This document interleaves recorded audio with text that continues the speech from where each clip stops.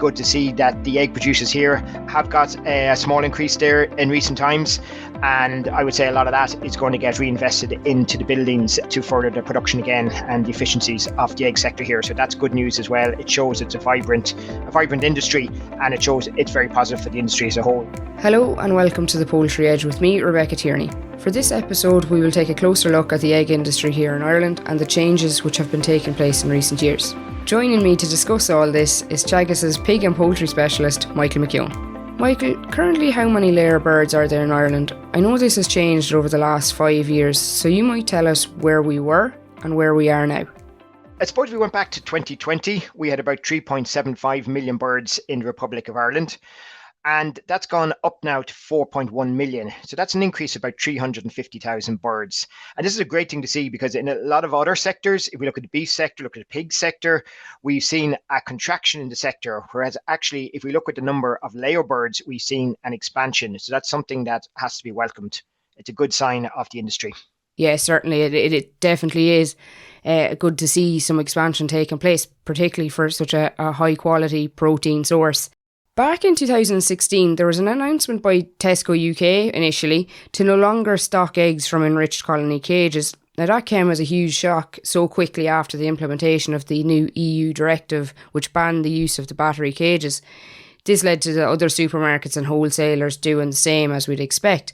But what impact has this had in terms of where our layers now are placed in terms of the production system? Yeah, the announcement came as a big shock to the system, to the sector. They weren't really expecting. There had been some suggestions that it might come down the line, but actually the announcement caused a big shock within the sector. And I suppose it shows the flexibility, the versatility of the producers there, that they were able to handle this huge change. And it has been a huge change. If we go back to, say, 2020 even, and we look at the amount of eggs that came from enriched cages, it was about 50% of all eggs were from enriched cages. And about 1% of that, 1% of the eggs at the time in 2020 were from barn eggs. Whereas now, if we look in 2025, that has switched the other way. The number of barn eggs has gone from 1% up to 24%, which is a huge increase. And the amount of eggs coming from enriched cages has fallen. It's halved from 50% to about 27%. So it just shows how the industry has really been able to respond and to adapt to the new conditions. Now, look, it has come at a cost to the industry, and that's something that the industry is trying to bear, and that has affected the financial, I suppose, viability or the profitability, having to make such huge investments. But it just shows the resilience maybe of the sector, that they have been able to change and handle that change. Yeah, for sure. It's been a huge change for even the producers to learn, and I suppose the enriched colony cage guys weren't used to maybe being in amongst the birds, so that's even a new learning curve for those. But of all the systems of production, you've mentioned that the clear change from colony cage to barn, but we've also seen a decline in organic. That may be a surprise considering we're moving towards what is perceived to be maybe a higher welfare system. Why do we feel there's been a decline in organic, or is there any suggestion to that? Yeah, I suppose for someone looking outside into the sector, it's an unusual one there, because there's more of an emphasis there in the last number of years on a move to more organics. And if we look at other sectors, look at the beef sector, look at the lamb sector, there has been much more of a change to organics. We were not seeing that in the egg sector. The level of organics has actually fallen slightly. So if we went back 5 years ago, the level of organics was about 3.6%, and it's now 3.3%. So if anything, it has even slightly declined. The main reason for that is simply feed. The level of organic feed being grown in the country is relatively small. And what happened then in the Ukraine war was that the price of the organic feed went absolutely bananas. So like before that, you would have seen organic feed maybe trading at 400 to 500 euros a ton, and it went up to 1,000 euros a ton there after the outbreak of the Ukraine war.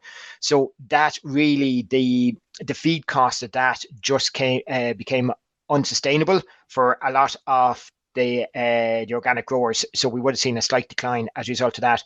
And really, I suppose, when they're looking at profitability of the organic sector, there isn't a huge huge stampede to get into it.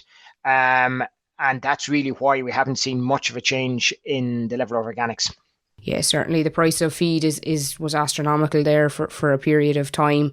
But also, I suppose, from a consumer point of view, free range is certainly the stronghold on the shopping list. In terms of the industry expanding, we know we've seen the number of birds increase, as you said, up to 4.1 million birds in the last 5 years. But has this been reflected in terms of the new entrants, or has it been existing producers expanding?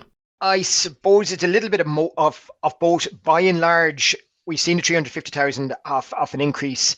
A lot of that has come from existing producers. They have just expanded a little bit more. We have seen some new entrants. So if you went back again, like 5 years ago, there was probably about 261 producers in the sector. That's increased to maybe 279, 280 now. So there's an increase of 18 or 19 new entrants into the sector. But the main increase has really been of the existing units, and they have just because that's a little bit more profitability in the system, they have been able to expand their production.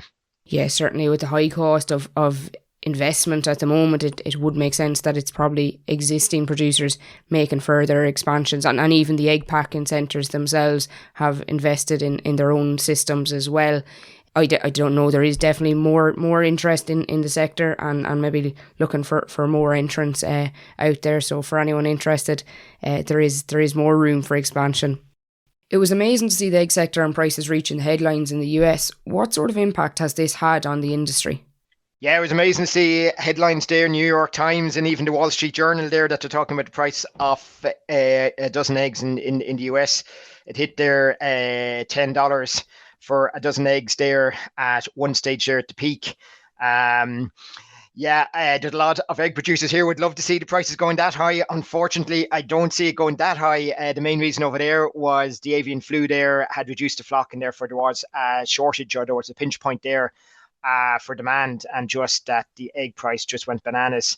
It has retreated back down now to, I suppose, more normal levels compared to where it was. But it was unusual to see the headlines there in the US. It is for the reinvestment and stuff like that. It's good to see that the egg producers here have got a small increase there in recent times, and I would say a lot of that is going to get reinvested into the buildings to further the production again and the efficiencies of the egg sector here. So that's good news as well. It shows it's a vibrant industry, and it shows it's very positive for the industry as a whole. So yeah, look, it's we all need a little bit of money to make the system go around. Absolutely, yeah. And I suppose on a positive note, it was good to see an increase here on egg price as well. And finally, Michael, is it still accurate to say that Monaghan is the poultry capital, or is there a change to that statement? No. It's still top of the pile. It's still the poultry capital.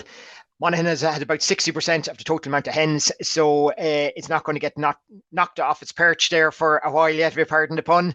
And it has been traditionally the strongest and the most intensive area for poultry production, and that is going to remain. The next counties after that are the surrounding counties, actually, of Louth and Cavan. So it just shows that there is a good knowledge in Monaghan. There is an interest in the poultry thing and an interest to expand there with producers. There's a lot of knowledge on the ground there, and that's why it has continued to stay top of the pile. Yeah, certainly, as you say, Michael, the key interest is coming from those border county regions, and that goes along with the services and expertise that goes with it. Thank you very much, Michael, for that snapshot of the current situation in the egg sector. Thanks for joining me today. Many thanks, Rebecca. That's all for today's podcast. Just a quick reminder for our upcoming broiler conferences in October on Tuesday the 21st and Thursday the 23rd in the Hillgrove Hotel Monaghan and the Long Court House Hotel in Newcastle West Limerick. For more information on these events, go to teagasc.ie. Thanks for listening, and don't forget to rate, review and follow the Poultry Edge wherever you get your podcasts.